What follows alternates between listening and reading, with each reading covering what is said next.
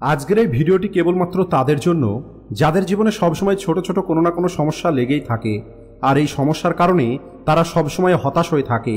আর যদি আপনার জীবনেও এমন কোনো সমস্যা আছে যে সমস্যা নিয়ে আপনি হতাশার মধ্যে আছেন, তাহলে আজকের এই ভিডিওটিকে শেষ পর্যন্ত অবশ্যই দেখবেন। অনেক পুরনো দিনের কথা, একটি মানুষ তার পারিবারিক সমস্যা নিয়ে অনেক বেশি দুঃখের মধ্যে ছিল, আর ওই মানুষটি তার জীবনের সমস্যার সমাধান পাওয়ার জন্য অনেক মানুষের কাছে যেত, কিন্তু কোনো মানুষের কাছেই সে তার সমস্যার সমাধান খুঁজে পায়নি। আর এরপরে তাকে একদিন একটি বৃদ্ধ মানুষ বলে, তুমি যদি তোমার জীবনের এই দুঃখকে দূর করতে চাও তাহলে পাশের জঙ্গলে একটি আশ্রম আছে, আর ওই আশ্রমে একটি গুরুজি থাকেন। ওই গুরুজির কাছে গিয়ে তুমি তোমার সমস্যার কথাগুলো বলতে পারো। ওই গুরুজি অনেক বেশি জ্ঞানী, আর উনি তোমার সমস্যার কোনো না কোনো সমাধান অবশ্যই বলে দেবেন। ওই বৃদ্ধ মানুষটির কাছে এই কথা শুনে ওই মানুষটি অনেক আশা নিয়ে ওই আশ্রমের দিকে যাওয়া শুরু করে। রাস্তাতে ওই মানুষটি চিন্তা করে, এই গুরুজি নিশ্চয়ই আমার জীবনের সমস্ত সমস্যা, হতাশা, দুঃখ, কষ্ট দূর করে দেবে। আর এই সব কিছু চিন্তা করতে করতে ওই মানুষটি ওই আশ্রমে এসে পৌঁছায়, আর সেখানে গিয়ে দেখে একটি গুরুজি গাছের নিচে বসে ধ্যান করছে। আর ওই মানুষটি ওই গুরুজির কাছে গিয়ে গুরুজিকে প্রণাম করে, আর গুরুজিকে বলে, গুরুজি, আমি হলাম খুব ছোট একটি কৃষক। আমি চাষবাস করতে অনেক বেশি ভালোবাসি, কিন্তু কখনো পর্যাপ্ত পরিমাণে বৃষ্টি হয় না, যে কারণে সমস্ত ফসল নষ্ট হয়ে যায়। আর গত বছরে আমার কাছে খাবার মতো কোনো ফসল ছিল না, আর এই বছরে অতিরিক্ত বৃষ্টি হবার কারণে আমার ফসল নষ্ট হয়ে গেছে। বর্তমানে আমার কাছে খাবার মতো পর্যাপ্ত পরিমাণের খাবার নেই। আমার বাড়িতে আমার পরিবার আছে, আমার একটি ছোট ভাই আছে। আমার ছোট ভাই ব্যবসা করে, কিন্তু এইবার তার ব্যবসাও ভালো চলেনি। আমার স্ত্রী আমাকে অনেক বেশি ভালোবাসে এবং আমার অনেক খেয়াল রাখে, কিন্তু কখনো কখনো আমার স্ত্রীর সঙ্গে আমার ঝগড়া হয়ে যায়। আর তখন আমি চিন্তা করি, অনেক ভালো হতো যদি আমার বিয়ে না হতো। এছাড়া আমার পরিবারে আমার দুটো সন্তান আছে, আমি আমার ওই দুটো সন্তানকে অনেক ভালোবাসি, কিন্তু কখনো কখনো তারা আমার কথা শোনে না এবং আমাকে সম্মান করে না। ওই মানুষটি কন্টিনিউ নিজের সমস্ত দুঃখের কথা এবং নিজের জীবন সম্পর্কে কথা ওই গুরুজিকে বলে যাচ্ছিল। আর ওই গুরুজি ওই মানুষটির কথা খুবই মনোযোগ দিয়ে শুনছিলেন।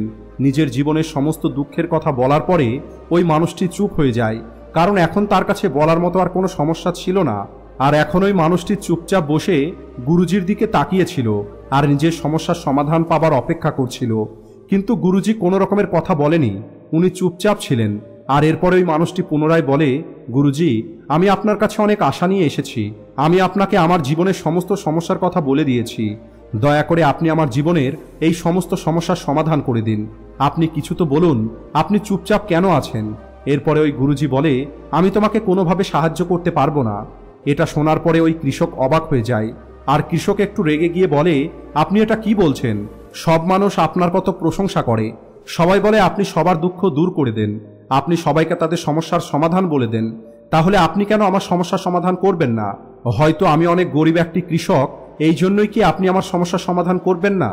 এরপরে গুরুজি বলে, সমস্যা প্রতিটা মানুষের জীবনেই আসে। প্রতিটা মানুষের জীবনে দুঃখ এবং কষ্ট আসাটা স্বাভাবিক। প্রতিটা মানুষের জীবন তার কর্ম অনুযায়ী পরিবর্তন হতে থাকে, যার ফলে সুখ, দুঃখ, হতাশা, আনন্দ আসতে থাকে। নতুন সম্পর্ক তৈরি হওয়া, পুরনো সম্পর্কগুলো খারাপ হয়ে যাওয়া, সম্পর্কের মধ্যে আনন্দ এবং দুঃখ চলে আসা, এই সব কিছু খুব সাধারণ বিষয়। এই সব কিছু হলো আমাদের জীবনের একটি অংশ, আর এটা হলো আমাদের জীবনের একটি চক্র। বাস্তবতা হলো এটাই, আমাদের প্রত্যেকটি মানুষের জীবনে হাজারো রকমের সমস্যা আছে। এই সমস্যার সমাধান আপনি অথবা আমি করতে পারবো না, এই সমস্যার সমাধান কেউ করতে পারবে না। জীবন এবং জীবনে তৈরি হওয়া সম্পর্ক কখনোই স্থির হতে পারে না। একদিন সমস্ত সম্পর্কগুলো শেষ হয়ে যাবে, আর এই জীবনটাও একদিন শেষ হয়ে যাবে। কিন্তু এই সমস্যাগুলো ঠিক তেমনই থেকে যাবে যেমনটা আজ তোমার জীবনে আছে, আর এই সমস্যাটা কাল অন্য কারোর জীবনে চলে যাবে।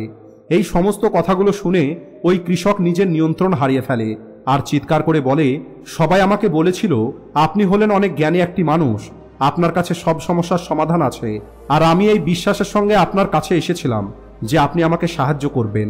আর যদি আপনি আমার সমস্যার সমাধান করতে না পারেন, তাহলে আমার তো এখানে আসাটাই বৃথা। প্রতিটা মানুষই মিথ্যা বলতো যে আপনি সব সমস্যার সমাধান করে দিতে পারেন। আপনি আমার একটা সমস্যারও সমাধান করে দিতে পারেননি। আপনার থেকে ভালো তো ওই গুরুজিটা ছিল, যে গুরুজি আজ থেকে 2 বছর আগে আমার বাড়িতে এসেছিল। উনি আমার জন্য যজ্ঞ করেছিলেন, আমি ওনাকে অনেক কিছু দক্ষিণা দিয়েছিলাম, আর আমার মনে অনেক শান্তি এনে দিয়েছিলেন। তখন আমি কিছু সুখ পেয়েছিলাম, আর আমার কিছু দুঃখও কম হয়ে গেছিল। কিন্তু আপনি তো আমার কোনো সমস্যার সমাধান করতে পারেননি, আপনি তো আমাকে সোজাসুজি মানা করে দিলেন। এই কথা শুনে গুরুজি বলে, ওই সব কিছু করার ফলে তোমার জীবনের কি সমস্ত দুঃখ দূর হয়ে গেছে? এত কিছু করার পরেও তোমার জীবনে এত বেশি দুঃখ কেন আছে? তুমি একবার খুব মনোযোগ দিয়ে নিজেকে দেখো, এখন তুমি আগের থেকেও অনেক বেশি দুঃখে আছো। তোমাকে একটি কথা বুঝতে হবে, জীবনে দুঃখ কখনোই শেষ হয় না। এরপরে ওই মানুষটি বলে, তাহলে আমি কি এটা মেনে নেব যে আপনি আমাকে কোনো রকমে সাহায্য করতে পারবেন না? যদি আপনি এই ছোট ছোট সমস্যার সমাধান করতে না পারেন, তাহলে আপনার উপদেশ শুনে কি লাভ হবে? এরপরে গুরুজি বলে, আমি তোমার জীবনের এই সমস্ত সমস্যার সমাধান তো করতে পারবো না, কিন্তু হ্যাঁ, আমি তোমার জীবনের সব থেকে বড় সমস্যার সমাধান করে দিতে পারি। আর এটা শোনার পরে ওই কৃষক অবাক হয়ে যায় আর বলে, আমার জীবনের সব থেকে বড় সমস্যা কি? এরপরে ওই গুরুজি বলে, যদি তুমি তোমার জীবনে কোনো রকমের সমস্যা না চাও, তাহলে তোমার জীবনের সমস্ত সমস্যাগুলো এই সমস্যার কারণেই তৈরি হবে। যদি তুমি এই কথাটা স্বীকার করে নিতে পারো যে তোমার জীবনে সমস্যা আছে আর সমস্যা হলো আমাদের জীবনের একটি অংশ, তাহলে তুমি তোমার জীবনের সমস্যা দেখে হতাশ হবে না। তুমি তোমার জীবনে আসা সমস্যাতে হতাশ হয়ে যাও, এর কারণ হলো তোমার মনে হয় তুমি এই পৃথিবীতে সব থেকে দুঃখী মানুষ। কিন্তু সত্যিটা হলো, প্রতিটা মানুষেরই নিজের দুঃখটা অনেক বড় মনে হয়। কিন্তু যেদিন তুমি এটা বুঝতে শুরু করবে তোমার দুঃখগুলো অন্য মানুষের দুঃখের তুলনায় অনেক কম, সেই দিনের পর কোনো দুঃখই তোমার উপরে আর প্রভাব ফেলতে পারবে না।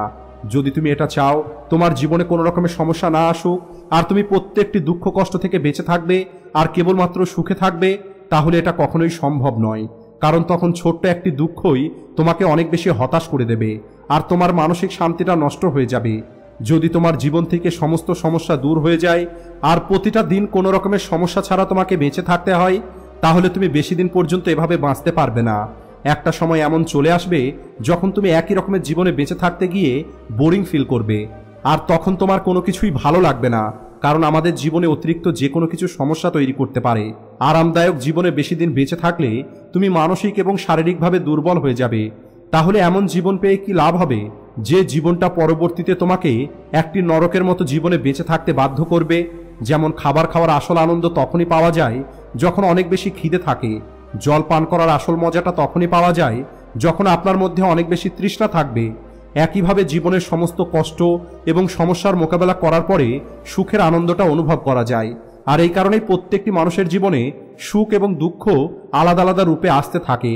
আমরা চাইলেও আমাদের জীবন থেকে এই সুখ এবং দুঃখকে শেষ করতে পারবো না, কিন্তু এই সব কিছুর থেকে এতটা উপরে অবশ্যই ওঠা সম্ভব যে কোনো সমস্যায় আমাদের মনকে দুঃখী করতে পারবে না। আর এর জন্য নিজের মনকে শক্তিশালী তৈরি করতে হবে, নিজের মধ্যে ধৈর্য শক্তিকে বাড়িয়ে তুলতে হবে আর কঠিন পরিস্থিতিতে নিজেকে শান্ত রাখতে হবে আর প্রতিদিন আধ্যাত্মিক কিছু কাজ করতে হবে। আর এটাই হলো তোমার জীবনের সব সমস্যার সমাধান। ওই গুরুজির এই অদ্ভুত জ্ঞান পাওয়ার পরে ওই কৃষক সন্তুষ্ট হয়ে যায় আর ওই কৃষকের মন শান্ত হয়ে যায়। কৃষকের মনে এতক্ষণ পর্যন্ত যে দুঃখ ছিল সেই সমস্ত দুঃখ কম হয়ে যায়। এরপরে ওই কৃষক নিজের চোখ বন্ধ করে নেয় এবং আনন্দ অনুভব করা শুরু করে, কারণ ওই কৃষক এখন বুঝতে পেরেছে এতদিন পর্যন্ত সে কি ভুল করছিল। এরপরে ওই কৃষক গুরুজিকে ধন্যবাদ দেয় এবং সেখান থেকে খুশি হয়ে বাড়ি ফিরে আসে। আশা করি আজকের এই গল্প থেকে আপনারা এটা বুঝতে পেরেছেন জীবনের যে কোনো সমস্যাতে অথবা দুঃখের সময় নিজেকে কিভাবে সামলাতে হবে আর কিভাবে ওই সমস্যার মোকাবেলা করতে হবে। জীবনের আসল সুখ হলো এটাই যে আপনাকে প্রতিটা পরিস্থিতিতে খুশিতে থাকতে হবে। সবশেষে ভিডিও ভালো লাগলে ভিডিওটিকে লাইক ও শেয়ার করতে ভুলবেন না। Thanks for watching.